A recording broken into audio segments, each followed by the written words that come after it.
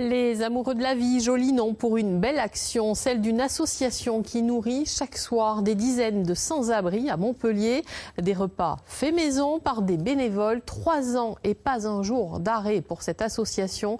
Grâce à Anouk et elle aime la vie par-dessus tout. Alexandre Grelier, Julien Lanchasse. L'organisation est réglée comme une horloge.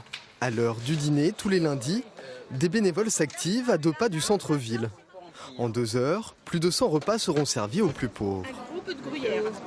Ils sont sympathiques, on peut discuter avec eux, ils sont là tous les lundis. Donc c'est un rituel en fait. C'est un rituel, on vient, on mange, on discute, on prend le café. Personne n'est à l'abri.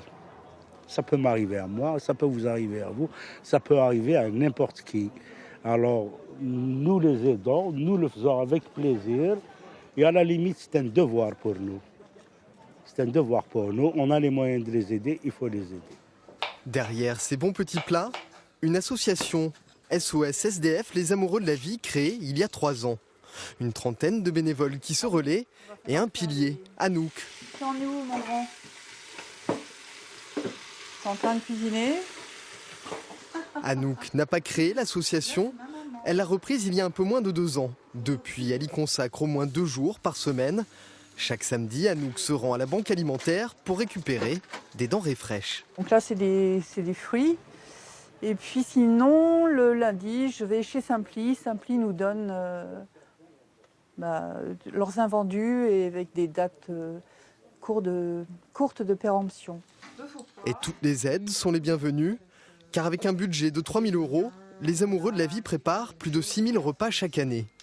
Ce lundi, Nathalie et Laetitia sont venues donner un coup de main en cuisine.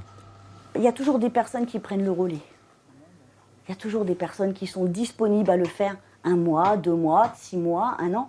Donc, quand il y en a une qui prend un peu de recul parce qu'elle a autre chose à faire, il y a toujours quelqu'un qui est bénévole pour aider. Et l'association tourne bien. En 2 ans, une seule distribution n'a pas été assurée, celle du lundi soir des grosses intempéries de Montpellier en septembre dernier. Le mardi, quand on est arrivé, ils étaient là, ils attendaient, ils avaient des larmes dans les yeux et c'était très fort, rien que d'y repenser. Franchement, c'était... il a dit, vous nous avez pas lâchés, vous êtes là, quoi. Anouk et sa petite armée ne comptent pas lâcher, car ce moment, pour les bénéficiaires, va au-delà d'un simple repas. C'est comment? C'est excellent. Se décarcassent tous, c'est là pour faire des choses extraordinaires. Cuisiner pour les plus pauvres, les recevoir sans condition, même sur un bout de trottoir. Toujours dans cet esprit, la distribution de la semaine de Noël devrait se faire sur fond de concert de musique. Et vous l'avez vu dans ce reportage, les amoureux de la vie qui comptent aussi sur les dons de la banque alimentaire. Eh bien, c'est le moment, c'est surtout le week-end de la grande collecte de la banque alimentaire. Comme les Restos du Cœur, c'est la 30e. Quelques chiffres, vous le voyez, 2500 bénévoles dans l'Hérault. Ils vous attendent donc à partir de vendredi dans les 160 magasins qui participent à cette collecte. Grâce à vos dons l'an passé, 500 000 repas ont pu être assurés.